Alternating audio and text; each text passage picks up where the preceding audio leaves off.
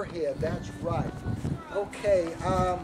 What about oh, the ever so handy to have around the house plumber's snake.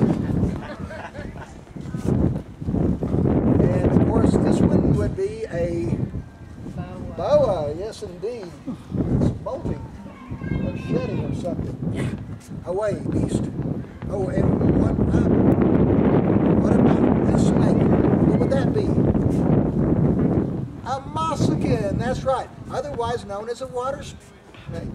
You spit them. Now, sometimes people wonder, where do you get such creatures? Well, snakes are amphibious, which means that they hatch from eggs. Like these kind you buy in novelty stores. This says, you know, keep it in a cool place unless they hatch.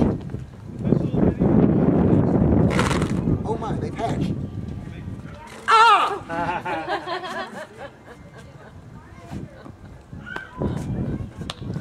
Okay, well, enough of that. Now, like I said, what is a magic show without a card trick? Besides better. Shorter. Okay, well, this may not be a very good trick, but at least it doesn't take very long. But the problem with card tricks is it presumes on the audience that there would be at least one person in the audience who would know the difference between one card and another. Would you, sir, be such a one that knows one card? You don't have to get up or anything. Thanks for the warning. That's far from the worst. Okay. This is one card, is it not? What's the other? It's a card joke. I know it's not a very good one. If you have a better one, we'll listen to yours. If you have a worse one, then make that one sound better. But it could be any one of those others. Now, at this point, what we'll do is we'll go through the various and the sundry selections. Some are more sundry than various. But at some point, please call out, "Ho! Halt right there!" At some point, preferably before my waning. Okay, right there? Good. What I need you to do is memorize this certain selection, the color, the shapes, the letter of the alphabet or the number thereof. When that's firmly embedded in your mind, say, "Proceed." Proceed. Okay, barely. Now this time, I'll realign the pack and not even leave anything sticking out. Now, this whole thing has been that wasn't it, was it? No. Good. This whole thing, because it really kind of cuts its trick short if it was. Anyway, this whole thing has just been basically a sham just to show off this particular flourish. This flourish known as the double waterfall cascade. Here's the situation. 51 indifferent, face-forwarding, indifferent individualities will double waterfall cascade into this very basket, leaving one counterwise singularity, which will be known as your card. If I do successfully double waterfall cascade the 51 indifferent cards into this basket, leaving that one card, which is your card, you as an audience have the societal obligation to go, "Yay!" Can you do that? Good, you don't have to, because I'm going to do it anyway. Don't worry, I was doing this before you were born. I might still be here when your kids are here doing this very trick. 51 face-forwarding, indifferent individualities, double waterfall cascade into this very basket, thus leaving one counterwise singularity. Sir, is this not your card? And you would say, "Good." But you don't have to, okay? It wasn't that big of a trick. Besides, he forgot what his card was anyway. Or do you? Sure. Do you really? I remember. And it's for that cause has the saucer exchanged his $65 wash cane for this pathetic remnant from a cut and restore rope routine. Your card was 6 of hearts. It was, remember? What was it? 4 of hearts. Let's hear it for the hip snake. Yay, okay. Probably more fun to do than it was to watch, huh? Good. Well, as I said before, magic is a kind of a way of looking at the world around us. See, there's a lot of things that, we look at and we think we know about them, but then again, we could be wrong. Here, allow me to demonstrate, elucidate, as you will. Let me show you something that is not terribly impressive at first. And that is where I take a sharp rapier sword and I will thrust it through this matchbox just like that. So at that point you would think, Bigby, so what? Anyone can do that. Well, that would presume on a couple of things. One, that you have a rapier sword. Two, that you have a matchbox.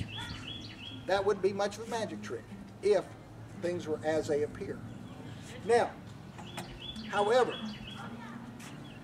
the matchbox is ordinary. It's not the matchbox at all, which makes that a trick. Listen.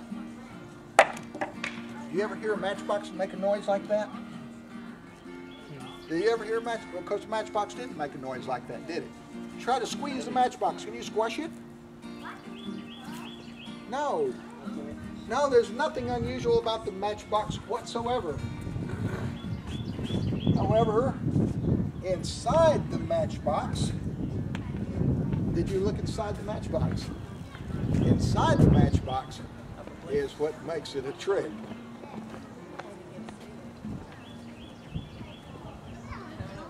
Oh, it's a magnet. There's a line in there. Maybe. I don't know. Maybe not. Or it's something like you started with. Or something. Anyway, like I said, that's probably why they call it a trick. Well, let's see. What have we not done? There's so many possibilities, so little time. I don't want to do too many card tricks. I have that. You got to see the coins. But I didn't show you this necklace. I bought this when I was in Dubai. Hey guys, come join the magic show. Prestidigitation Legerdemain, sleight of hand in mind, right here on the Sherwood Forest stage.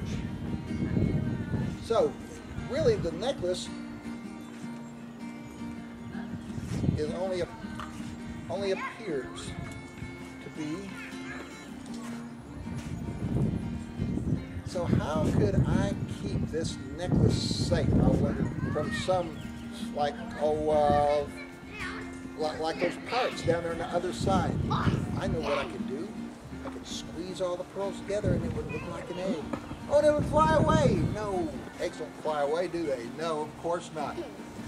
No, that's not an ordinary egg. No, hopefully the wind blow's going to blow this all over the place. It's a good trick right there. Where'd the necklace go, Bubba? Where'd the necklace go? Not far, huh? Watch carefully. That's a watch, right?